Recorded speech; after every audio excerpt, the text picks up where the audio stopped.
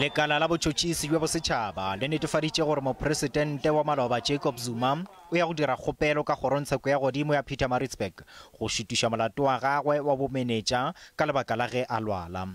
Kgoro ya tshekolo ya bagolegwa e tsebišitše ka Labohlano gore Zuma o amogetše bookelong bja ka gare ga senthara ya bona.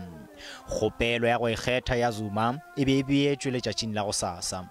I can confirm that tomorrow, before the Pietermaritzburg High Court, Mr. Zuma's legal team will be making a substantive application for a postponement of the matter because he has been hospitalized.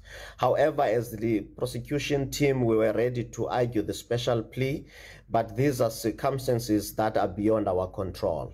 Ka go le lengwe bathegi ba mopresidente yo wa Maloba Jacob Zuma ba netefaditše gore ba ya go tšwa ka makatanamane go thekga Zuma go sasa.